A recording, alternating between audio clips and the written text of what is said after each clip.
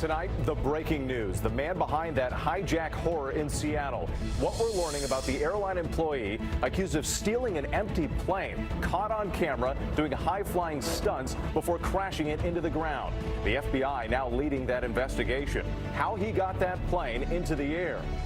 President Trump condemns all racism as the country approaches the anniversary of the deadly clashes in Charlottesville. This as his battle with once trusted White House aide Omarosa heats up her latest accusation. New fire danger, those ferocious wildfires in the West. The race to protect neighborhoods intensifying. Some families returning to homes miraculously spared. Others coming home to cinders. Child handcuffed. The uproar over the treatment of a 10-year-old boy with autism pinned to the floor in his own school. Accusations of excessive force. What happened next? Plus, sudden crash, the heart-stopping moment on an American highway. The motorcycle rider on his way to work sent flying. The dangerous collision, all caught on camera. From ABC News, this is ABC World News Tonight. Good evening. Thanks for joining us on this Saturday. I'm Whit Johnson, in for Tom Yamas. We begin tonight with the deadly drama in the skies over Seattle. An employee with Horizon Air, that company owned by Alaska Airlines, taking off from Seattle-Tacoma Airport in a stolen turboprop plane, doing loops and rolls high in the sky before crashing 30 miles away. You see U.S. fighter jets tracking that rogue plane. No passengers on board, only the lone pilot, who authorities called suicidal. Tonight, we're learning much more about the 29-year-old ground employee accused of bringing that busy airport to a halt and putting so many lives at risk. ABC's Clayton Sandell is in Seattle, starting us off tonight. Oh my God, is he okay? The alarming aerobatics of a passenger airline. Holy. Looping and rolling, pursued by fighter jets. The Alaska Airlines Q400, what the is he doing over here? Proving this was no ordinary air show. That plane stolen, surprising controllers when it barged onto the runway. The dash 8 on runway 16 center, say your call sign. Taking off Friday at 7:32 p.m. Wheels are smoking left and right. Right now it's rolling down the runway. At the controls, 29-year-old Richard Russell, a Horizon Airlines baggage handler. He'd passed background checks and had worked for Horizon for 3.5 years, even posting about his job on YouTube. I'm a ground service agent. That means I lift a lot of bags. F-15 fighters scramble from Portland, flying faster than the speed of sound, intercepting Russell south of Seattle. They are prepared to shoot him down as controllers try to talk him down. All right, Rich, now let's try to land that airplane safely and not hurt anybody on the ground. I don't know, man. I don't know. I don't want to. I was kind of hoping that was going to be it. 75 minutes after takeoff, the plane crashes into flames on a small island. Russell is killed. I've got a lot of people that care about me, and it's going to disappoint them that I did this. I would like to apologize to each and every one of them. Commercial airplanes do not have door locks or ignition keys. Experts say they can be easily started using a checklist. But tonight there are big questions about how Russell was able to learn just enough to get that plane off the ground and why. The Pierce County Sheriff described Russell as suicidal. And Clayton Sandell joins us live outside the Seattle airport where that plane took off. And Clayton, multiple agencies involved, but the FBI is now in charge of the investigation. That's right, Whit. And tonight the priority out at the scene is finding those flight data and voice recorders in the wreckage. Now, the FBI says this does not appear to be terrorism, but it is a big red flag for aviation security. However, the airline says it's still too early to talk about whether security procedures might need to be beefed up. Whit. All right, Clayton Sandell in Seattle for us tonight. Thank you. Let's bring in our ABC News contributor, Colonel Steve Ganyard, a former Marine fighter pilot. And Steve, in this post-9/11 world, this man was able to access the cockpit of a commercial airliner and then take off from a major U.S. airport. How could this happen? Whit, I think we need to keep this in perspective. This is not just some guy that jumped the fence at SeaTac, ran out and stole an airplane. This was a trusted employee, and he used that trust to gain access to the airplane. He went so far as to premeditate his suicide, apparently, by learning how to start, taxi, take off, and fly this airplane around just to commit his suicide plan. And Colonel, as you mentioned, this ground services employee had access to the plane and there was technically no security breach here. So how difficult is it for the airlines to prevent incidents like this? With no doubt, Horizon, Alaska, and every airline will go back and look at their procedures to make sure that they're keeping inappropriate people out of the cockpit. But when employees are dealing with mental health issues that get so bad and they don't tell anybody, that they create these secret suicide plots, there's almost nothing that the airline can do to stop these incidents. All right, Colonel Ganyard, thanks for your insight on this. Really appreciate it. Switching to politics now, and President Trump condemning all racism just one day before the anniversary of those deadly clashes in Charlottesville. This amid new tensions with a once trusted White House aide, Omarosa Manigault Newman. She's now accusing the president of, quote, wanting to start a race war. ABC's Tara Palmieri with the president in New Jersey. Tonight, on the eve of the anniversary of the deadly protests in Charlottesville that shocked the nation, President Trump is calling for unity. Tweeting, "The riots in Charlottesville a year ago resulted in senseless death and division. We must come together as a nation. I condemn all types of racism and acts of violence. Peace to all Americans." A year ago, the president was heavily criticized for his response to the clashes. We condemn in the strongest possible terms this egregious display of hatred, bigotry, and violence on many sides. On many sides. Taking 48 hours to call out hate groups by name. Racism is evil, and those who cause violence in its name are criminals and thugs, including the KKK, neo-Nazis, white supremacists. Then walking it back.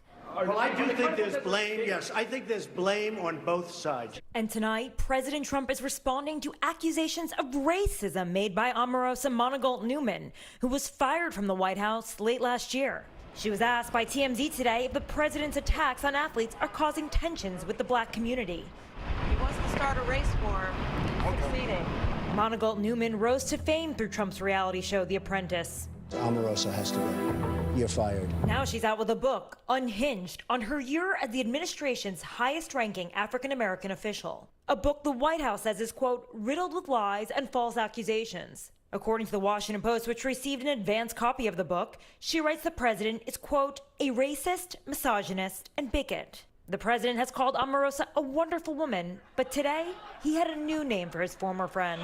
Lowlife. She's a lowlife. And Tara Palmieri is in New Jersey with the president. And Tara, this book isn't even out yet, but Omarosa has been called out already for contradicting one of her own claims. That's right, Whit. According to the Washington Post, Omarosa writes that there is a tape of the president using the N-word on the set of The Apprentice, but she admits that she's never actually heard it. And then on NPR yesterday, she said that she's actually heard the tape, changing her story. Whit? All right, Tara Palmieri for us. Thank you. Following the president. Much more on this tomorrow on This Week when Jonathan Karl goes one-on-one with counselor to the president, Kellyanne Conway, and attorney Michael Avenatti as well on the program. On to the growing racial tension on the eve of that Charlottesville anniversary. The chaos there 1 year ago turning deadly between white nationalists and counter-protesters, many bracing for the possibility of new clashes this weekend.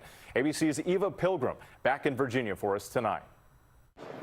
Tonight, fists in the air. Counter-protesters already in the streets of Charlottesville where security is tight. You are the fascist. Police arresting at least 3 people. Law enforcement hoping to avoid a repeat of this from last year,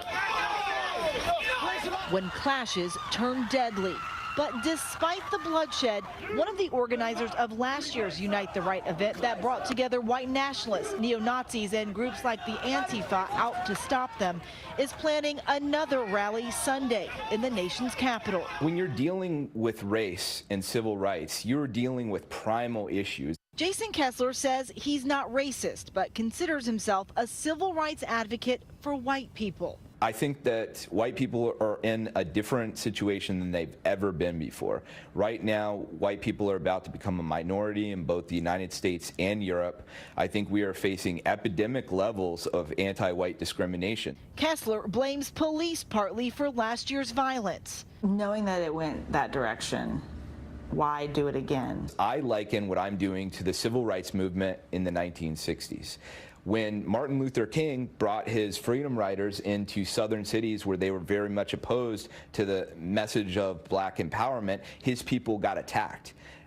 I see it very similar to what happened in Charlottesville. As Kessler marches in D.C., Susan Bro will be in Charlottesville Sunday honoring her daughter, 32-year-old Heather Heyer, killed on this street.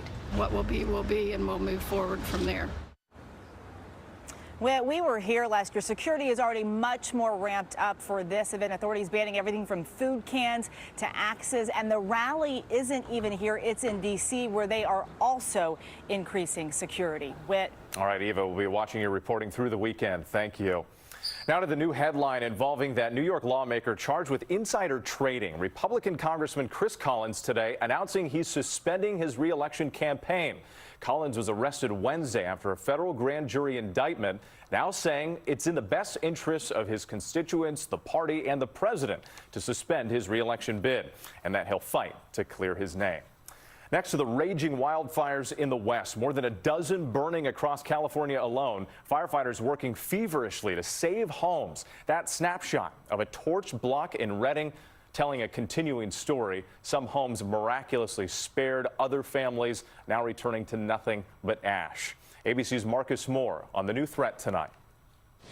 Tonight, on the front lines of the Holy Fire here in Lake Elsinore in Southern California, airdrop after airdrop, the flames dangerously close to William Collins' home. He's seeing it tonight for the first time since evacuating. You just walk away and it's up to Mother Nature. Grabbing water hoses to ward off the flames, helping armies of firefighters in their around-the-clock battle. We were fighting the fire all across this hill, trying to defend this other property. The fire, the work of an alleged arsonist now behind bars, about 29% contained. At least 14 large fires burning across California. New wildfires erupting to the north. Fires jumped over the ridge down here, and we've never seen it this bad. Families leaving in a moment's notice. Grab maybe the first half a dozen most valuable things to us, and then the rest can just burn. And the relentless, historic car fire, unpredictable in its destruction. One side of this neighborhood reduced to ashes, the other untouched by the flames. And with this battle is still underway. Just behind me here, you can see they are continuing to drop flame retardant on these flames that flared up this afternoon along these hills. They are trying to keep this fire from spreading. Whit. All right, Marcus Moore, thank you. From fires in the west to flash floods in the east, strong storms and torrential downpours from Virginia to Massachusetts. New York City's skyline smothered in dark clouds in that time-lapse video right there. ABC senior meteorologist Rob Marciano in Central Park tonight. Rob, more heavy rain in areas that really don't need it. You're right about that, Whit. We are saturated, and here in Central Park, already a record rain for the day. And as you can see, it's still raining here. We've got ongoing flood warnings in areas in New Jersey and Pennsylvania. Some of these spots there, and on Long Island, over 4 inches of rain already, and flash flood watches now posted from northern Virginia all the way up through southern New England. So you see the heavy pulses of rain that will be moving through tonight, and then kind of congregating around the mid-level low and stall front down around the mid-Atlantic. D.C., Baltimore gets it heaviest. And then look at Monday as we head through the work week, looking at more heavy rain across the Northeast. That coverage beginning to spread out. So as you mentioned, this is over areas that don't need the rain. It's been exceedingly wet across the east this summer, and there's more rain over the next 48 hours.